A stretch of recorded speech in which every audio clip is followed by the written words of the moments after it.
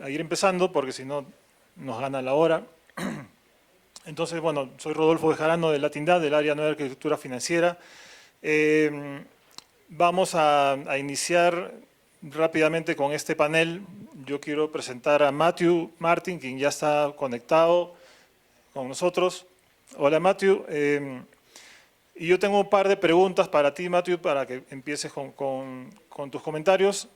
La primera sería, desde la definición de lo que significa sostenibilidad de deuda hasta el diseño y uso de los análisis de sostenibilidad de la deuda como herramienta, tienen diferentes desafíos para incorporar las necesidades de financiamiento de los ODS, resiliencia climática y otras necesidades esenciales. ¿Cómo se concibe un enfoque integral de ASD, de esos análisis? Uno que acompañe y se convierta en estrategia de financiamiento para un país.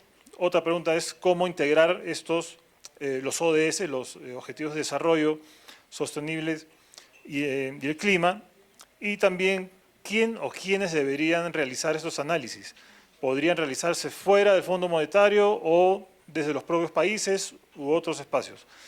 Entonces, Matthew, te dejamos la palabra por un espacio de 8 minutos.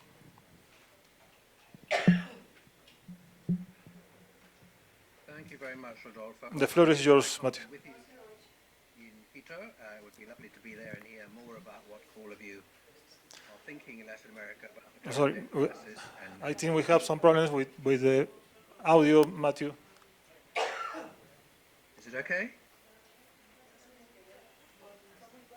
Can you hear me all right? Yes, we can hear you now. Okay, great. So for me, really, I think I don't need to say this in a Latindad context, but debt sustainability should be defined as the level of debt which is sustainable, taking in financing needs, reaching the national development goals. And that is not what's happening at the moment. So what I want to talk about is a bit about how we can make debt sustainability analysis more ambitious as a basis for national SDG financing strategies. And I'm going to try to get this to move on to the next slide. Yes. Okay, so the current way that the IMF assesses debt sustainability is basically looking at kind of business as usual in terms of spending, and it therefore excludes all of the more ambitious spending we would like to see on the SDGs and their positive effects on development. And as a result, what we've had for the last decade, partly as a result of the conclusions of this analysis, is that in order to keep debt sustainable, countries have to keep pretty much freezing and sometimes cutting spending and or raising taxes. And that means austerity for everybody. And this is not a recipe which has worked anywhere in the world, including according to the IMF's own analysis. As we've shown from our Debt Service Watch database, debt service in Latin America has risen from about 22% of the government spending budget in 2015 to a current level of about 35%. So clearly, this is not working to make debts more sustainable. On the other hand, we do know, and I'll talk more about this during this presentation, that there have been more ambitious debt sustainability analyses which have been used by countries to mobilize more finance and accelerate their development progress. And this is what we've got to do again. And this includes not just spending to confront the inequality and climate crisis, but also the nature crisis. And all of the positive effects that confronting those crises can have on development. But obviously debt sustainability analysis on its own is not enough. Once you've done that and drawn its conclusions, you need to take major steps to mobilize more progressive taxes and concessional funds to actually fund that spending. So let me explain a little bit more about what I mean about all of that. So first of all, how should we include the SDGs? And this you can find all online. I'll send the links through to I think they already have them, but I'll send them again to Latindad straight after this session. In some papers I've written for the Friedrich Ebert Stiftung during 2024 and 2025, and they build on successful country experiences we had with Bolivia, Burkina Faso, Tanzania, Rwanda about 10 years ago, but updated for a lot of recent analysis, which looks at how to do this even better. And I think it's pretty clear that it's not difficult to do these things. First of all, in terms of including the costs of the spending we need to confront the inequality, climate and nature crises, well, pretty much all of that can be taken from the National Development Plan, particularly on the inequality side, because almost all countries have costed the key social sectors that you need to spend more money on to fight inequality, such as education, health, and social protection. Most countries have climate adaptation plans, climate mitigation plans. On the nature side, there may be a bit more work needed, but I think there's been a lot of work going on in Latin America over the last couple of years to catch up on that front too. But I think it's also important to remember that at this stage, just dumping all the spending we would need to reach all of these SDGs into a debt sustainability analysis with only, 5 years to go until the SDG goal end in 2030 is going to make the spending amounts pretty much impossible.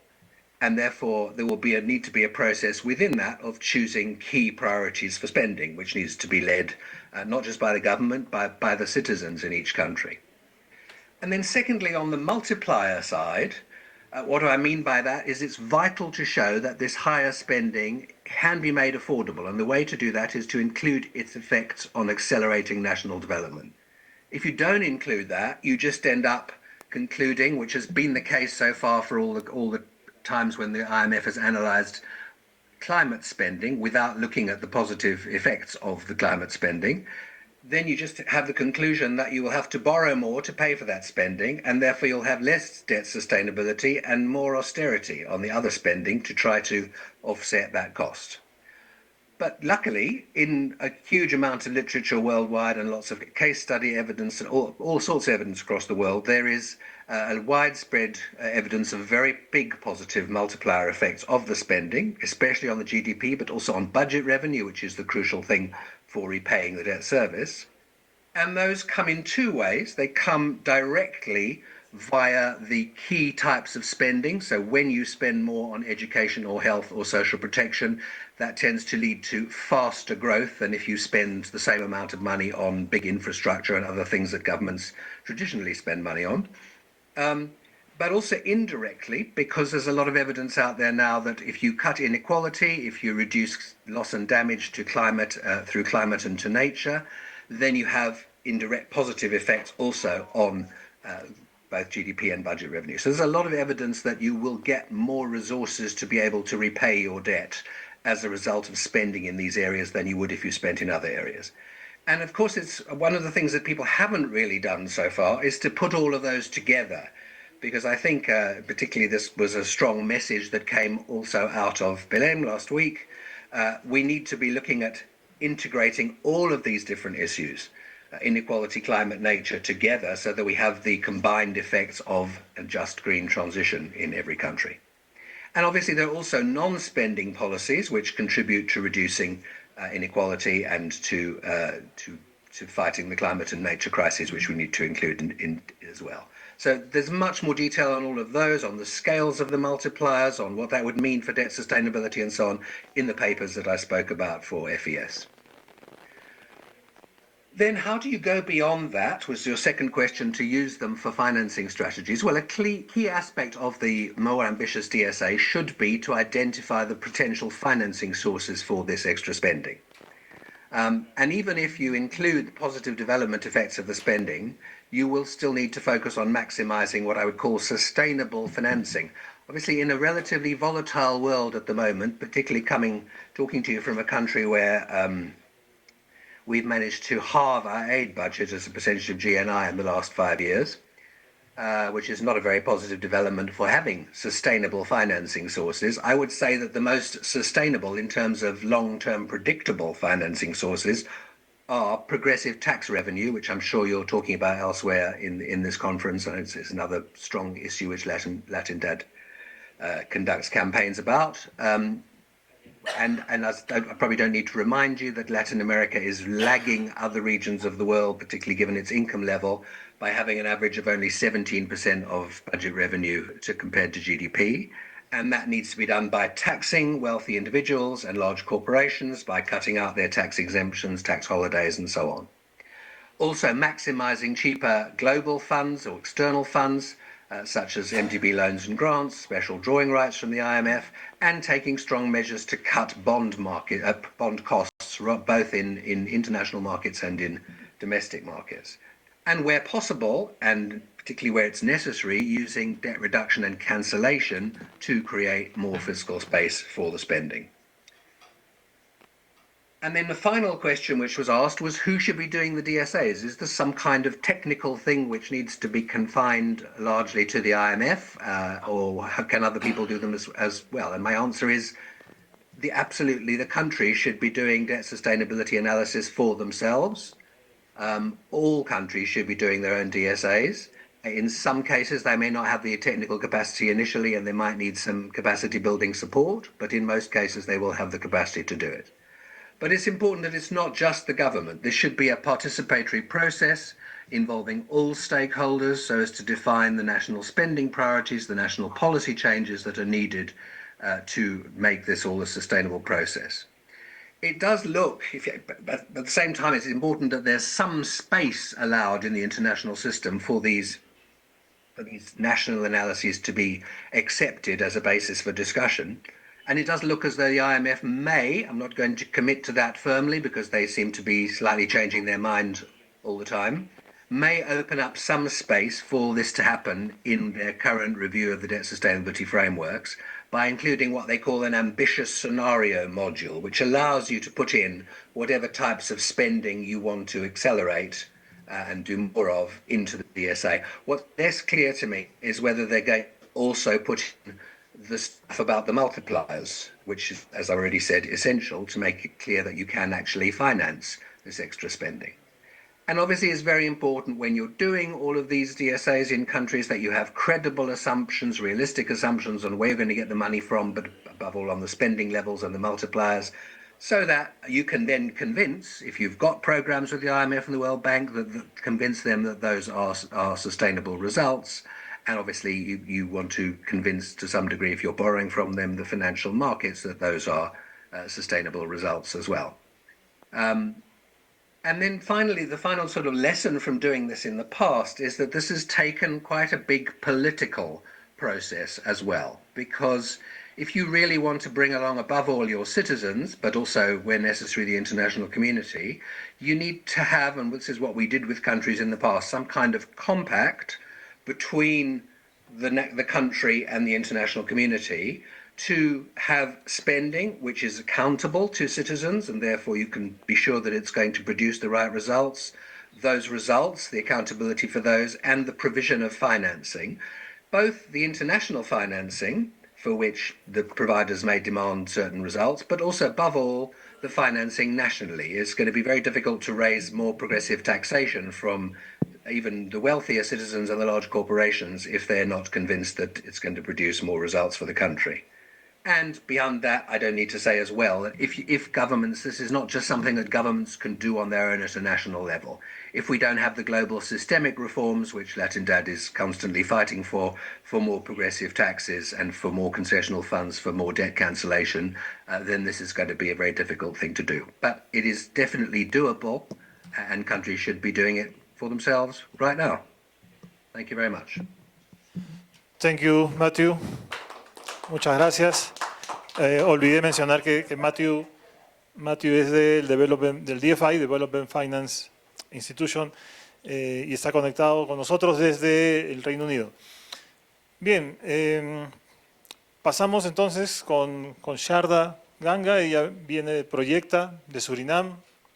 Bienvenida, Sharda. Welcome to Quito. La pregunta sería: Surinam ha entrado en un proceso de reestructuración, incluyendo un programa con el Fondo Monetario Internacional. Y en ese sentido, ¿cuáles han sido los principales impactos de este programa y condicionalidades en la población, en las mujeres y en los grupos más vulnerables? ¿Cómo la austeridad ha afectado la garantía de derechos en el país? ¿Y cómo se profundiza el extractivismo gracias a estos programas? Sharda, por favor. Please.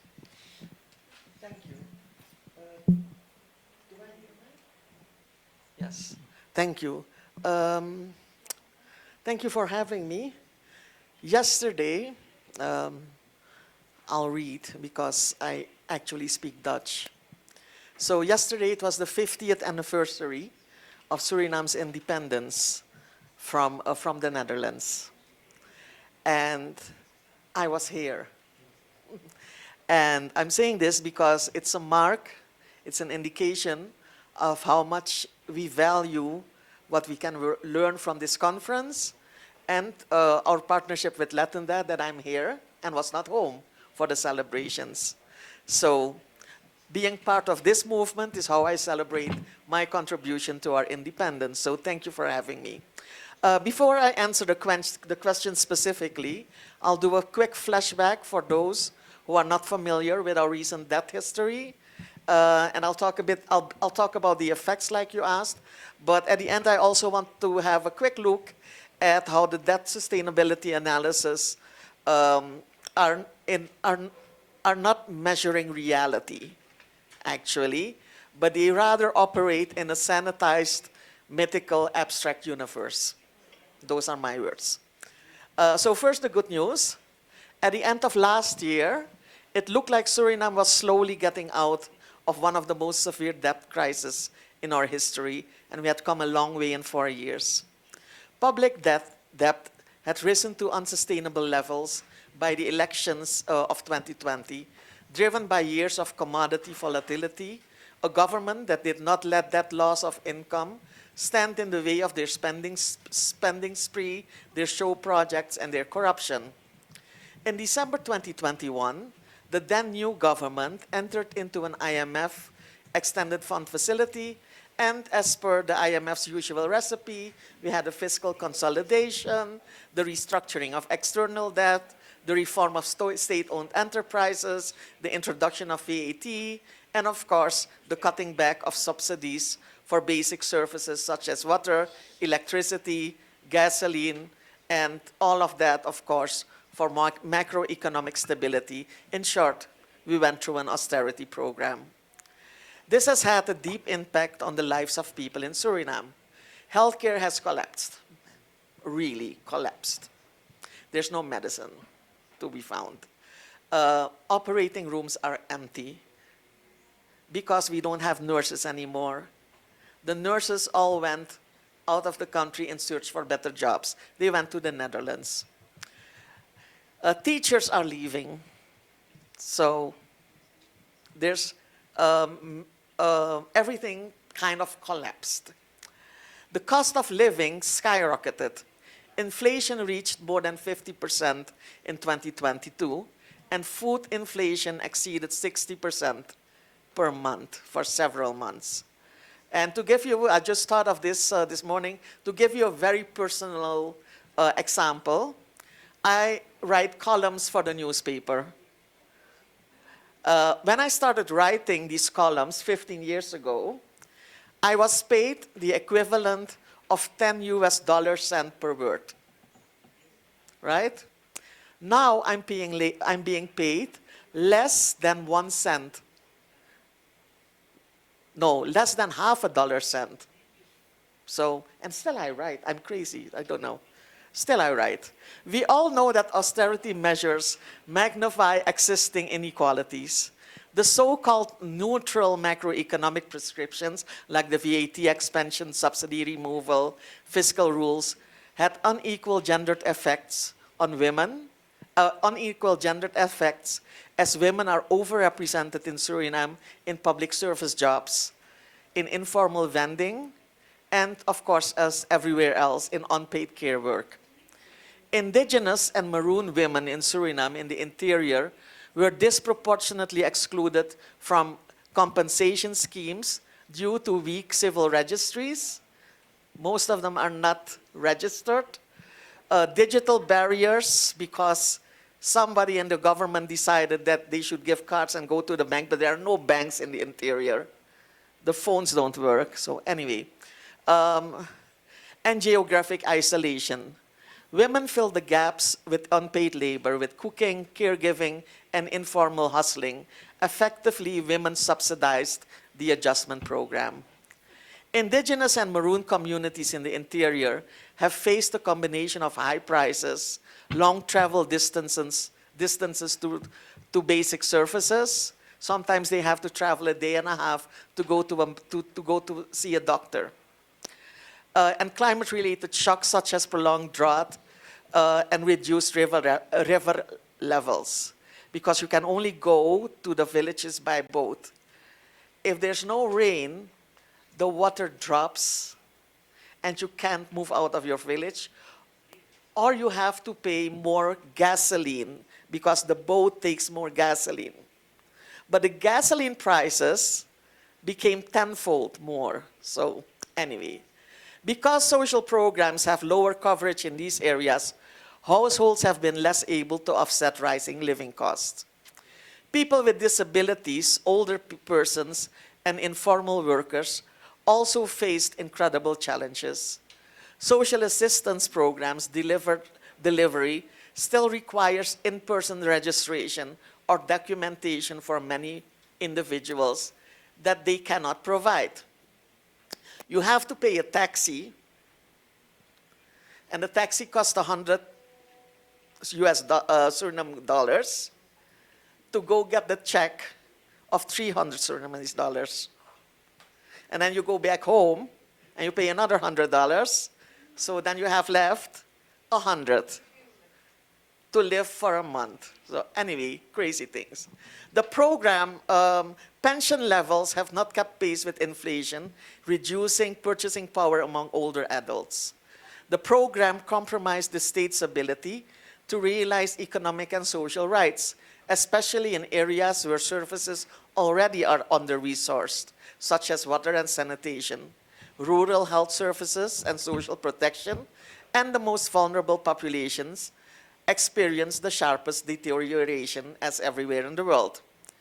In Suriname, the debt problems intersected with expanding extractive activity, with new investments in oil, offshore oil, mining, and logging, which of course accelerated during periods of fiscal pressure. We are now preparing for large-scale offshore oil production following recent final investment decisions by international companies.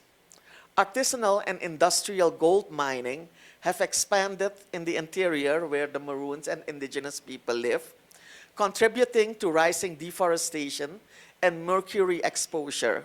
Mercury exposure in Suriname is extremely high.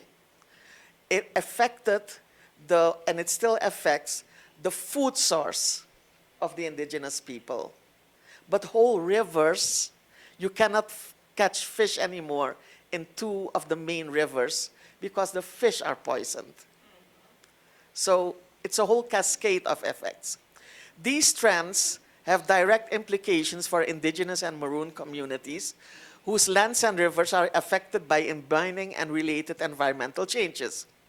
The debt distress, fiscal consolidation, and expectations of future extractive revenues have ensured that extractive industries play an increasingly central role in economic planning. It's all we can think about.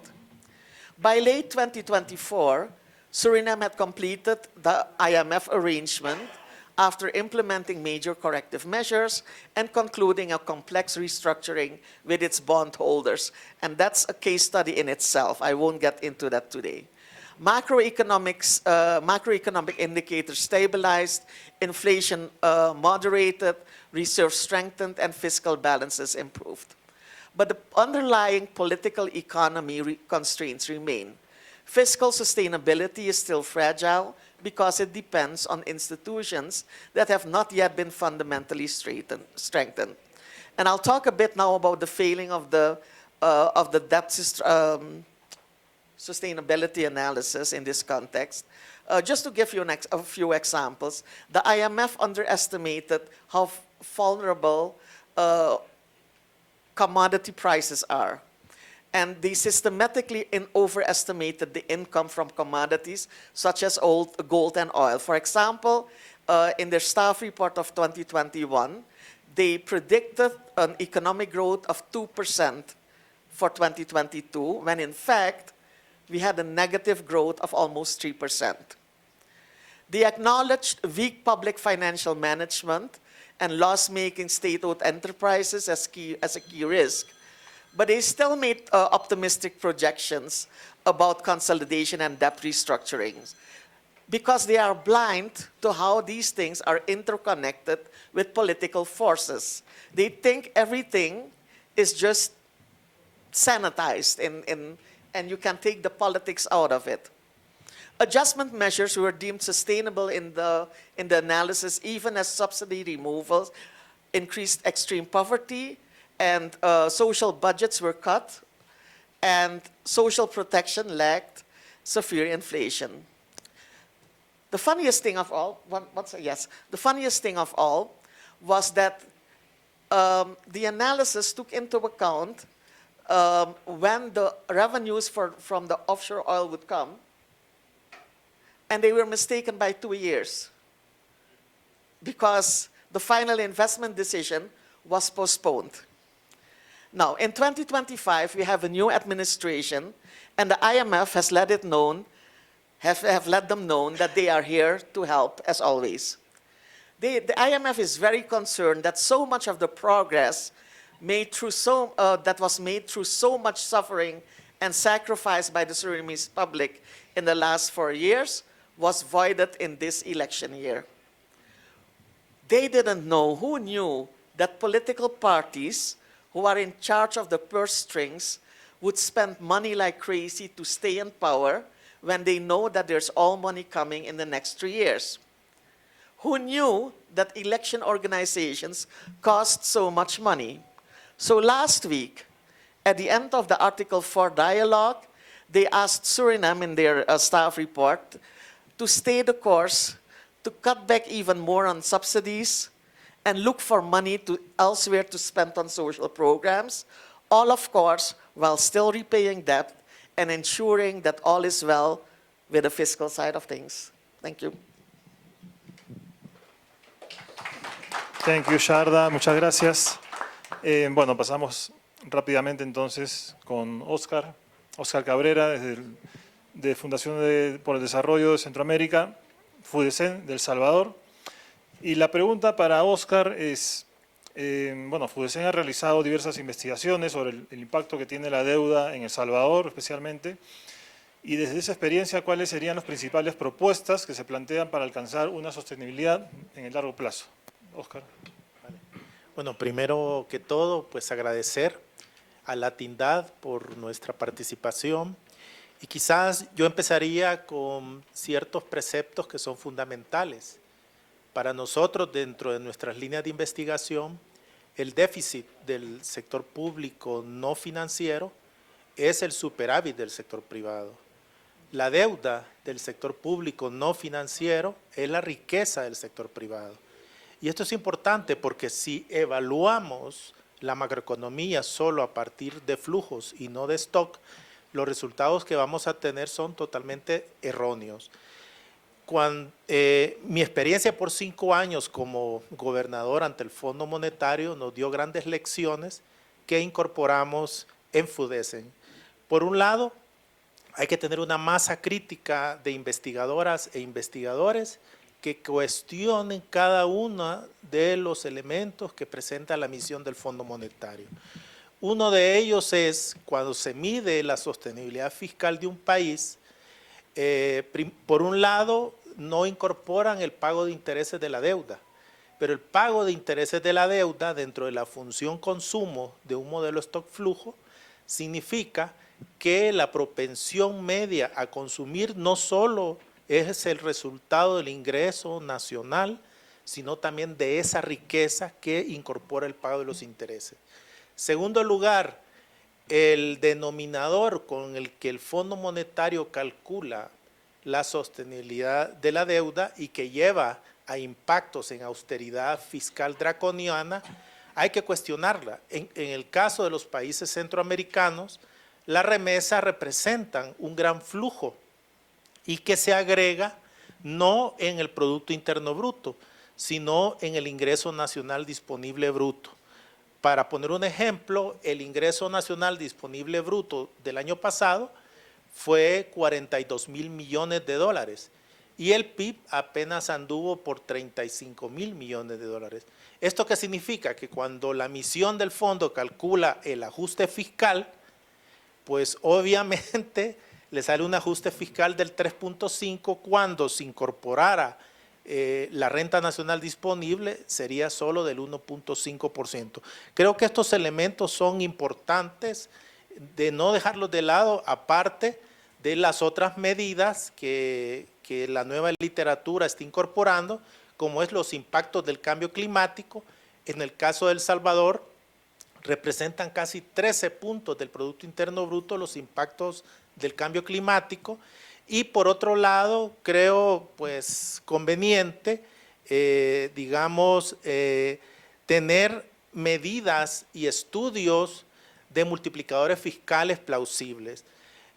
Usualmente el Fondo Monetario subestima los multiplicadores de los países y hay que tener mucho cuidado, en el sentido de que no solo irnos por los modelos de vectores autorregresivos, de VAR, de DSG Model, sino que hay que utilizar otras medidas como son modelos stock flujo consistentes, hay que utilizar panel data, y ahí, sorpresa, aparecen que los multiplicadores fiscales son mayores a los propuestos por el Fondo Monetario. Creo que estos elementos son fundamentales. Para un ejemplo, la deuda del 2024 de El Salvador respecto al PIB fueron 88%. Si lo calculamos por el ingreso nacional, llega a 73%. Entonces, las medidas de austeridad fiscal extremas que está implementando en este momento el fondo a través del programa SAF son totalmente diferentes. ¿Qué hemos propuesto nosotros? Darle un golpe de timón a la recaudación tributaria, porque no creemos que sea a través de reglas fiscales o de austeridad fiscal cómo se solucionan los problemas, sino que hay que aumentar el porcentaje de los impuestos progresivos dentro de la recaudación total. Esto hizo que nosotros, hace poco les compartí en el chat de Latindad el nuevo estudio, donde estimamos un impuesto a los ultrarricos de El Salvador, que son 110 personas, y estimamos una recaudación de casi 500 millones de dólares hasta llegar, dependiendo de los tramos impositivos que podamos hacer para patrimonios entre 5 a 90 millones, de 100 millones, de 30 a 100 millones o de 100 millones en adelante.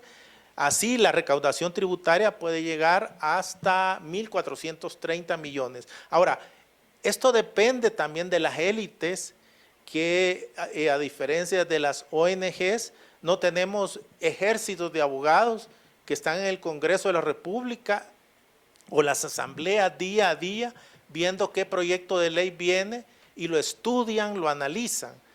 Las ONGs no tenemos ese acceso. Otra medida que hemos propuesto es que las rentas del capital tributen igual a la renta del trabajo.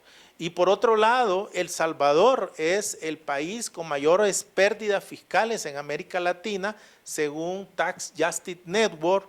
Eso significa que hay que pues trabajar para ir eliminando estas fugas o estas reducciones fiscales y pérdidas fiscales que se están dando pues en el caso de El Salvador.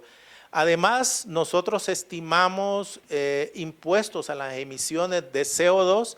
Hoy en la tarde les acabo de compartir este próximo estudio, en donde pues a través de tablas input-output nosotros estimamos cuáles son la recaudación, cuáles son los sectores a los que se tiene que pues evaluar este tema. En suma, yo creo que una de las grandes lecciones que debemos de tener es cuestionar siempre a las misiones del fondo con sus métodos. Creo que esto es muy importante y sobre todo en mi experiencia como gobernador hicimos una estrategia de incidencia ante el directorio del fondo. Es decir, solicitamos cuando se iba a debatir cada uno de los artículos cuartos, solicitábamos la presencia en el directorio no solo para nuestro representante de la silla, sino que también nosotros íbamos a exponer. ¿A qué benefició? Que las decisiones en el directorio fueron mixtas y las propuestas de las misiones no fueron tomadas en cuenta con la misma magnitud que recomendaban. Creo que estos serían los elementos que yo pondría sobre la mesa. Hay que tener mucho cuidado porque las posturas del Fondo Monetario siempre vienen desde la austeridad fiscal expansiva, es decir, ellos suponen que como nuestros multiplicadores son bajos, menor a 1, un programa de austeridad de 3 años, como puede ser un SAF, después eso va a crecer la economía, porque como decía Krugman, el hada de los dientes, van a venir inversiones extranjeras directas a nuestros países, algo que es una pura falacia, ¿verdad? Entonces, creo que este elemento es importante. Hemos visto el caso de Grecia, donde implantaron la austeridad fiscal expansiva y sorpresa, en un año el 25% del PIB se desapareció a partir de este tipo de política de austeridad. Muchas gracias y al mandado y no al retoso. Gracias, Oscar. Bueno, pasamos entonces con Verónica. Verónica Serafini, que es de Latindad, experta en temas de género. La pregunta para Vero es, bueno, continuando con el análisis sostenibilidad de la deuda, en general con el enfoque y definición de sostenibilidad y la capacidad de pago, existen muchos sesgos de género.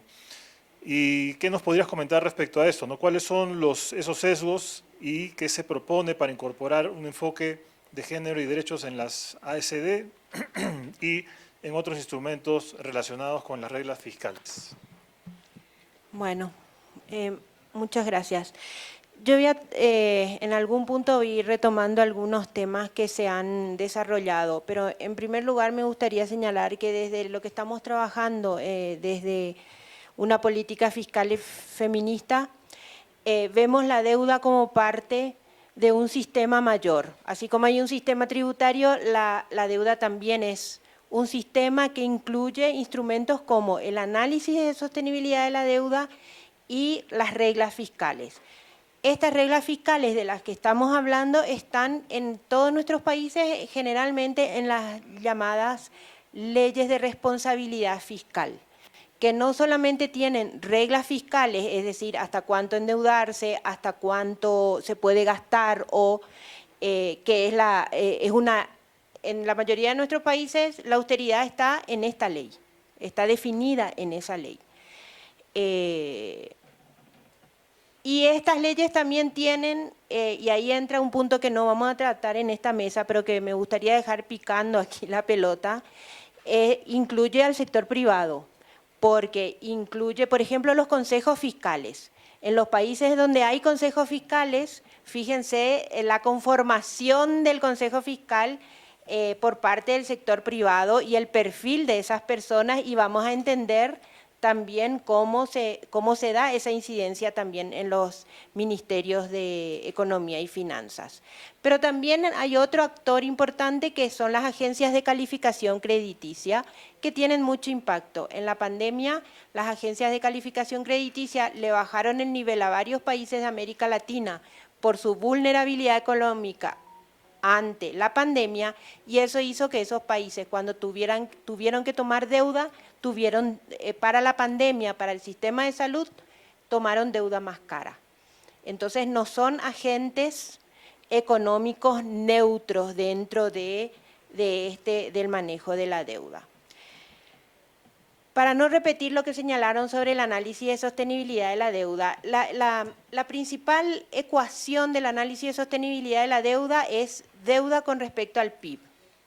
Ese es como el núcleo del análisis de sostenibilidad. ¿Qué porcentaje de la deuda es con respecto al PIB? Y aquí se está criticando el PIB como un indicador. En términos de género, aquí empieza uno de los principales problemas. Porque para reducir ese ratio deuda-PIB, o se disminuye la deuda pagando gracias a políticas de austeridad, o aumenta el PIB. Y ahí entra uno de los discursos hoy vigentes que como los motores del PIB están ralentizados, ahí entran las mujeres a impulsar el PIB. Todo ese grupo de mujeres que trabajan menos horas que las que de tiempo completo, trabajo parcial, o el 43% de mujeres que está fuera de la fuerza de trabajo. Pero en realidad, la mayoría de las mujeres, según las encuestas de uso del tiempo en nuestros países, cuando sumamos horas de trabajo remuneradas y horas de trabajo no remuneradas, ya están teniendo más horas de trabajo que los hombres. Entonces, cuidado con creer en ese bono de género, que es lo que está llamando el Fondo Monetario, el Banco Mundial, para impulsar el PIB. Y el otro problema que tiene el PIB es que en el crecimiento económico que tuvieron nuestros países de América Latina, que hizo que el 100% estuviera hoy como ingreso medio o medio alto, no le benefició tanto a las mujeres. Incluso el índice de feminidad de la pobreza en todos los países aumentó a medida que aumentó el crecimiento del PIB, justamente por nuestros modelos extractivos que no permitieron que las mujeres entraran a trabajar y menos trabajos decentes, con seguridad social, por ejemplo. Entonces hay que tener cuidado, esta ecuación que puede que sea interesante, incluso la del ingreso nacional, hay que tener cuidado cuando se incorpora en el debate el rol de las mujeres en el impulso al PIB. Los otros problemas que tiene el análisis de sostenibilidad de la deuda es, bueno, ya se habló suficiente de la austeridad, creo que ahí hay bastante conocido sobre el impacto de la austeridad en las mujeres. Son los sesgos en términos de las ideas que hay con respecto a, y se llama regla de oro, que tiene que ver con una regla fiscal, que es que podemos endeudarnos si vamos a invertir en infraestructura física. Eso desvaloriza el gasto en salud, educación, y ahí vienen los multiplicadores. Desvaloriza la inversión en educación, en salud, en protección social y en cuidados. Y uno de los ejercicios que estamos haciendo desde la economía feminista es ver cuánto impacta una inversión en cuidados también en el sistema tributario, en la sostenibilidad de la seguridad social, en otros ámbitos. Porque inclusive esta idea negativa del gasto corriente, que la tiene la teoría ortodoxa, también se reproduce en la teoría heterodoxa. Y porque se desvaloriza la inversión en capital humano, que es gasto corriente. Enfermeras que faltan en el sistema de salud es gasto corriente. Medicamentos en el sistema de salud es gasto corriente. Políticas de cuidado es gasto corriente. Salarios docentes son gasto corriente. Sin embargo, cuando se habla de austeridad, se recortan esos recursos. Y las reglas fiscales también tienen esa regla de oro. Si vamos a endeudarnos solo para inversión física, una inversión física que suele estar vinculada al extractivismo, es decir, puentes, no se incorpora infraestructura de cuidados, por ejemplo, se incorporan puentes, puertos, rutas para que fortalecen el patrón extractivista. Entonces ahí tenemos que hacer un ejercicio de crítica a estos postulados que son casi de sentido común en nuestros debates económicos. Por otro lado está el tema también intergeneracional. Las políticas de austeridad no solamente trasladan el problema de la deuda al futuro, penalizándole a los próximos ciudadanos adultos. También estas políticas de austeridad reducen las capacidades de los niños y niñas en la actualidad, que son los que van a tener que pagar la deuda. Entonces, el efecto es presente y futuro. Y el otro tema que quiero rescatar de estos que se habló esta mañana y ahora con las enfermeras que migran, es el tema de las remesas. Las remesas, muchas de las remesas que llegan a América Latina vienen a través de cadenas globales de cuidado, de mujeres que no solamente migraron y drenaron cuidados en América Latina, sino que también drenan recursos públicos, porque esas enfermeras y esas cuidadoras que se van de América Latina recibieron una educación con recursos públicos en América Latina. Y esas remesas vienen después a, como dijeron esta mañana, estabilizar tipo de cambio, ser parte de las reservas, y además las familias usan esas remesas y pagan impuestos. Entonces, en términos de género, es muy importante incorporar, y desde la economía feminista, incorporar en el debate este tema de las cadenas globales de cuidado y el rol que tienen en la reproducción social en otros continentes que van más adelantados en su transición demográfica, que se benefician además de trabajos precarios, porque muchas de estas mujeres no ingresan a los sistemas de seguridad social europeos en general, porque en América Latina siguen los canales coloniales.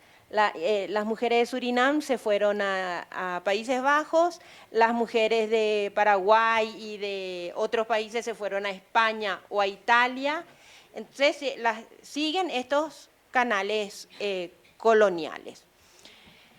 Y volviendo un poco a las reglas fiscales, en todos nuestros países hay reglas fiscales. Creo que el único país que no tiene una ley establecida es Bolivia.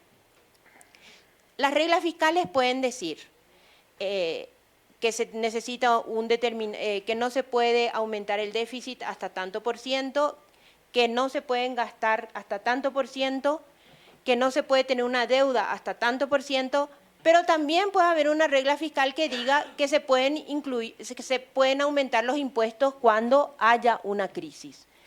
Esa regla fiscal no hay en ningún país de América Latina. Las reglas fiscales que se aprueban en América Latina tienen que ver con la reducción del gasto. Entonces, esta no es una cuestión técnica nada más, sino que es política. Cómo se definen esas normas en los parlamentos. Y, por supuesto, como decíamos, esas reglas fiscales de reducción del gasto tienen sesgos de género porque vienen con esa connotación de qué se puede financiar o qué no se puede financiar, o dónde se puede reducir el gasto y qué se desvaloriza cuando definimos tener ese gasto. ¿Cuánto me queda? Bueno, no.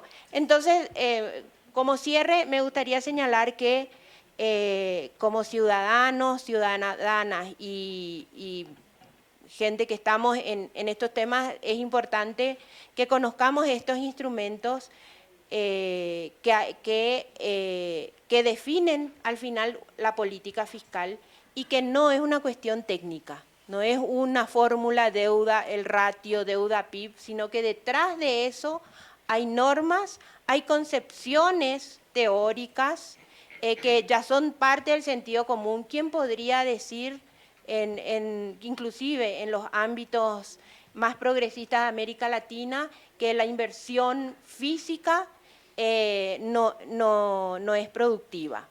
Sin embargo, en América Latina podemos ver inversión física no productiva y podemos ver cómo se desvaloriza la inversión en capital humano. Por eso es fundamental que incorporemos, que rompamos estas ideas que ya forman parte del sentido común, pero que también complejicemos este análisis desde otras perspectivas, que es el de la política monetaria, las remesas, con la política fiscal, porque no van desunidas. Gracias. Muchas gracias, Vero. Bueno, tenemos la presencia acá de Ricardo Patiño también, que es asambleísta de la Asamblea Nacional del Ecuador. Él tiene, bueno, toda una vasta experiencia en el tema de auditoría de la deuda, ¿no? Que digamos es otro aspecto que queríamos también presentar, que tiene que ver con cómo se contrata esa deuda, en qué se utiliza, cuáles son las condiciones que han habido detrás de eso y los arreglos, ¿no? o desarreglos en general detrás de esa deuda, y cómo esto se puede complementar con lo que ya se ha hablado, que son las medidas de austeridad, las formas en que se determinan indicadores, la sostenibilidad. Bueno, ¿cómo aporta el tema de la auditoría en este tema? Ricardo, te dejamos la palabra. Hay una ok. Gracias. ¿Sí? Entonces, ¿ya funcionó? ¿Así? Ya. Ok. Buenas tardes, un gusto de estar aquí con ustedes. Con Latindad tenemos una larguísima experiencia desde que se constituyó en el Ecuador el movimiento de Jubileo 2000, Red Guayaquil, luego se llamó Red Ecuador, y con Latindad somos socios de toda la vida prácticamente, así que me da muchísimo gusto ahora estar con ustedes acá. Me habían pedido que hiciéramos una reflexión sobre la importancia que tiene la auditoría de la deuda. Quiero comentarles que en el Ecuador hicimos la auditoría oficial de la deuda externa. Y quiero comentarles que hasta que donde nosotros conocemos, solamente después de esa auditoría que realizamos en el año 2008, se hizo una auditoría también oficial en Grecia en el año 2015 y no hemos conocido que en ningún otro país del mundo se haya hecho una auditoría oficial de la deuda.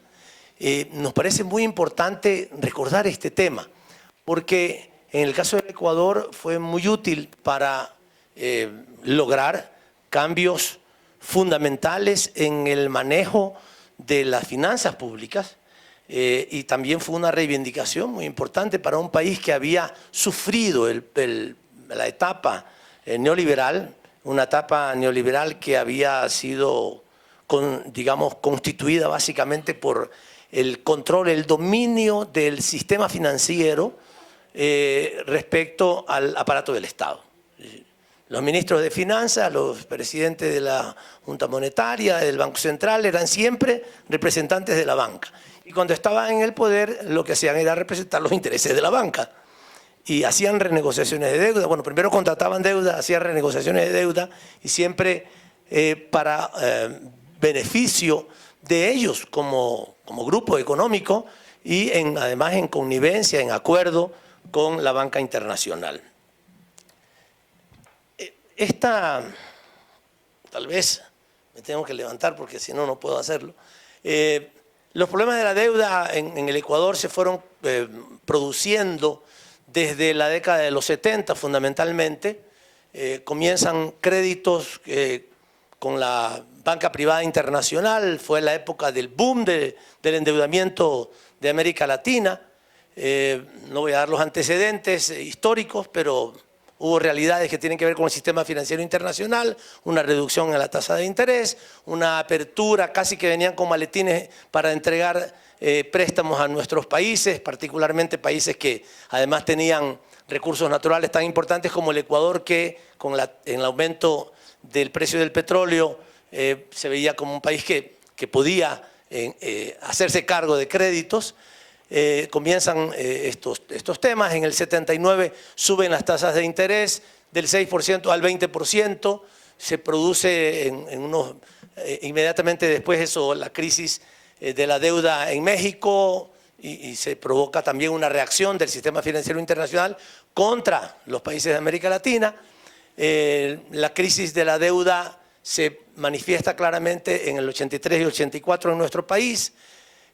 Hubo declaraciones de default, luego hubo renegociación de la deuda, el famoso plan Brady, el plan después de los bonos global. No quiero detenerme mucho más en eso y solamente decirles que finalmente justamente cuando nace el movimiento Jubileo 2000 en el año 1999, el Ecuador tenía un nivel de endeudamiento tan malo, tan grave como el que tiene Estados Unidos ahora.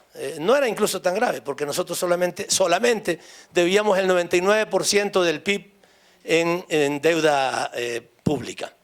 Era muchísimo, por supuesto, y se notaba claramente en los problemas del funcionamiento del Estado, porque no había recursos. Yo recuerdo los datos que teníamos es que aproximadamente el 70% de los ingresos tributarios, no de otros ingresos, en donde incluye nuevas deudas, de los ingresos tributarios en el 99, cuando comenzó Jubileo 2000, servían para pagar la deuda. O sea, no quedaba más que el 30% de los ingresos tributarios. Entonces, ¿qué había que hacer para que subsista el Estado? Endeudarse más. Bueno, se produjeron una serie de renegociaciones de la deuda que llevaron a esta realidad. Nosotros planteábamos, como Jubileo 2000, la necesidad de que hubiera una salida adecuada al problema de la deuda externa, alternativas, lo discutíamos con organismos internacionales, con la Tindad y con muchos otros organismos, como una salida para la deuda.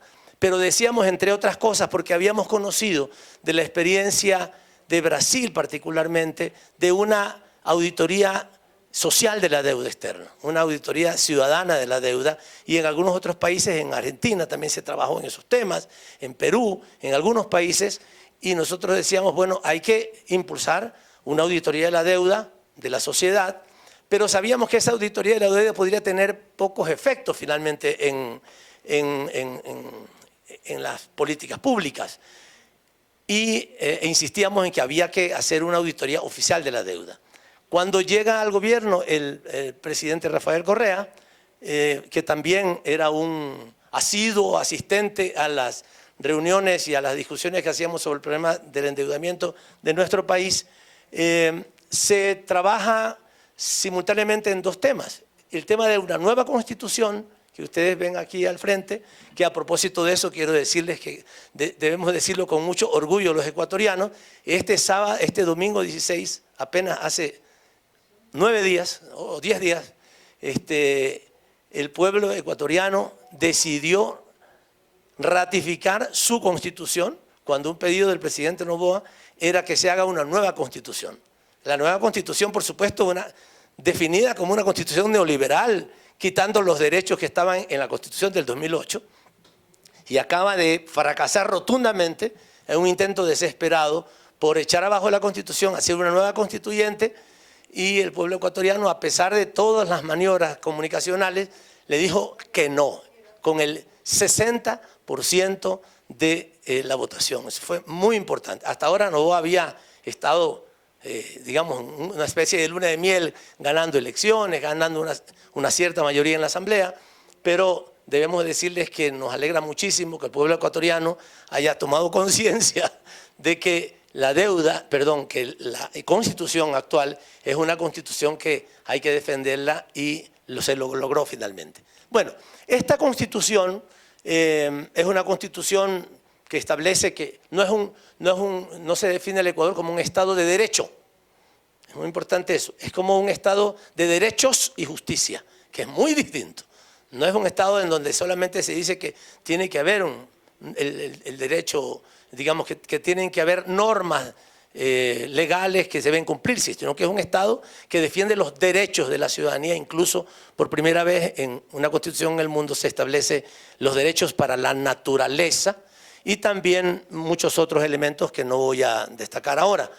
El régimen económico se define que no es un régimen económico liberal, sino es un régimen económico que debe buscar el bienestar de todos y de todas, y devuelve esa constitución al Estado las herramientas que la ortodoxia neoliberal le había quitado, como la necesidad de la planificación, del rol regulador del Estado, su función como redistribución de la riqueza, redistribuidor de la riqueza, su función como un Estado que administra los recursos naturales, que los defiende, etcétera, etcétera.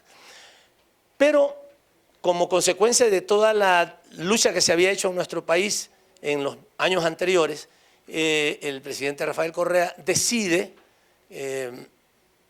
llevar a la práctica esta propuesta de hacer una auditoría de la deuda externa, una auditoría en donde participan miembros oficiales. Yo era en ese momento ministro de Economía y Finanzas, digamos, ministros y autoridades del Estado, pero también miembros de la sociedad civil nacional e internacional, que llevamos adelante un proceso de auditoría de la deuda que se tomó, ¿cuánto? ¿Un año?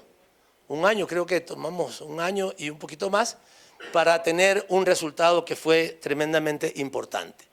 Este resultado se resume en un documento que está también a disposición de ustedes en internet, que se llama el informe final, un resumen ejecutivo que se hace en el año 2008 Y en este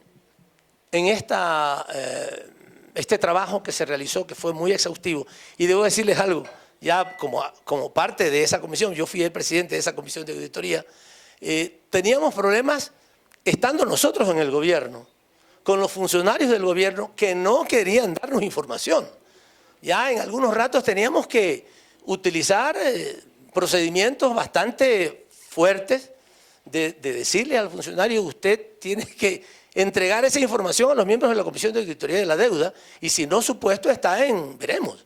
Porque no había, o sea, estaban tan enmarañados en intereses con los anteriores funcionarios, con los anteriores ministros, que también tenían, por supuesto, conflicto de intereses porque eran muchos ministros y al mismo tiempo acreedores de la deuda, y por tanto las renegociaciones no eran a favor del Ecuador, sino a favor de ellos mismos, que estaban en las dos partes de la negociación, que muchos funcionarios públicos simplemente se resistían a toda costa en entregar información que nosotros necesitábamos para develar el daño y el efecto pernicioso sobre el Ecuador, particularmente de las contrataciones y de las renegociaciones de deuda. Y el papel que cumplían los organismos internacionales, Banco Mundial, BID, Banco Interamericano de Desarrollo, Fondo Monetario Internacional, perdón, en este tema. O sea, estaban absolutamente acordados.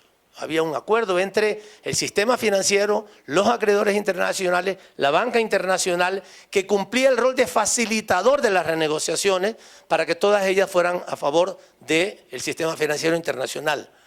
Encontramos ahí, minuto ya, encontramos, tal vez con esto terminamos, esto es lo más relevante, contratos ilegítimos, ilegales, reconocidos ilegalmente en el Ecuador como ilegales, violaban las leyes ecuatorianas, renegociaciones plagadas de abusos tan graves como decir en algunas de los contratos de renegociación, decía: si alguna disposición de este contrato está en contra de alguna legislación del Ecuador, el Estado ecuatoriano se compromete a no demandar. O sea, ya de frente, sabían lo que estaban haciendo.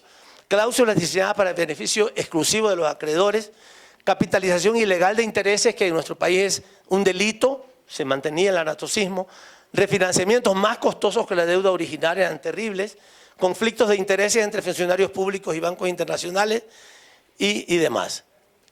Solamente, bueno, para terminar, les debo decir que los resultados fueron resultados de muchísima trascendencia. Logramos reducir el nivel de endeudamiento. Era muy importante, el Ecuador tenía un PIB de 50.000 millones de dólares y en reducción a valor presente de ese servicio de la deuda, nosotros logramos un ahorro de 8.000 millones de dólares. Imagínense el significado que eso tuvo para nuestro país. Fue de muchísima importancia y logramos finalmente que el Ecuador pudiera tener un desarrollo económico, un progreso económico, una mejora en la equidad de la ciudadanía, una cantidad de obras públicas fenomenales, porque logramos, además de otros, una importante renegociación. Y ahora sí, el último, ya termino. Nosotros incluso estábamos preparados para una demanda masiva de la banca internacional. Cuando terminó la auditoría de la deuda, la presentamos en un teatro. El presidente Correa dijo: bueno, yo esto así, con estas ilegalidades y con esta ilegitimidad, no la voy a pagar. Pues los acreedores vinieron corriendo quiero decir en pocos meses, a decir: tengan este papel, se lo vendo en 30%. Y finalmente logramos una reducción, como les decía, muy significativa en stock de deuda de 3.000 millones de dólares. Pero en el servicio de la deuda a valor presente de 8.000 millones de dólares. Y no tuvimos que hacer ninguna demanda. Nosotros esperábamos demanda de los acreedores contra nosotros y nos habíamos preparado. Habíamos cambiado nuestra plata, la plata del Estado, a otros bancos, ya no vendíamos el producto en el destinatario, sino aquí, para que si había algún problema de embargo, el que recibía el producto se hacía cargo. Nos preparamos para una demanda masiva, pero fue tan evidente la ilegitimidad y la ilegalidad de esa deuda que, como les digo, los acreedores venían corriendo con sus papeles a decir: te la vendo al 30%, quédate y no me pagues más. Y lo hicimos, y logramos entonces un beneficio extraordinario para nuestro país como consecuencia de ese trabajo. Lamentablemente los tiempos nos impiden decir más cosas, pero también es bueno tener un resumen para que todos tengamos la información que corresponde. Gracias por la atención, compañeros. Muchas gracias, Ricardo. Bueno, antes de pasar a las preguntas que puedan haber, comentarios, ¿no? Rápidamente tal vez comentar lo que nos han colocado nuestros panelistas. Bueno, Matthew habló básicamente del análisis de sostenibilidad de la deuda, cómo debería ser este análisis, qué tan ambicioso, qué estrategias aplicar, qué incorporar y qué no. También se trataría de tener una estrategia de financiamiento, no solamente de cumplir con ciertos parámetros, y tiene que ser algo que desarrollen los propios países, participativo, incluyendo también otros indicadores. Sharda nos comentó, bueno, muy claramente también cómo fue el impacto en Surinam, cómo está siendo el impacto en Surinam respecto a las medidas que se aplican, básicamente por culpa del Fondo Monetario, y esto impacta también en el extractivismo, en los recortes presupuestales, etc. Oscar nos colocó varios temas también que son propios de El Salvador, pero que se aplica también a muchos países de la región. Los multiplicadores fiscales, el rol que tiene el Fondo Monetario en no tomar muchas de estas cosas, muchos de estos indicadores, y también las propuestas que han venido desarrollando que van por el lado, por ejemplo, de los impuestos progresivos, impuestos a los ricos, a la renta de capital, las emisiones de CO2 y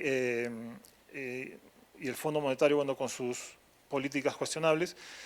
Verónica, bueno, nos coloca también el rol que tienen las reglas fiscales, las agencias de calificación crediticia, en todo el manejo económico y financiero, pero también cuál es el rol que tienen las mujeres dentro de la economía, y que se manifiesta muchas veces en indicadores, o no se manifiesta a veces en indicadores como el PIB. Nos habló de las reglas de oro y también cómo los cuidados, ¿no?, son un elemento importante, pero que no están siendo considerados, no solo para generaciones actuales, sino también para el futuro. Y cerramos, bueno, con Ricardo hablando de la famosa CAIC, ¿no?, la Comisión de Auditoría de la Deuda, que marcó un hito en la región y en el mundo con respecto a una evaluación exhaustiva de lo que ha sido la deuda y los contratos en su momento en el Ecuador.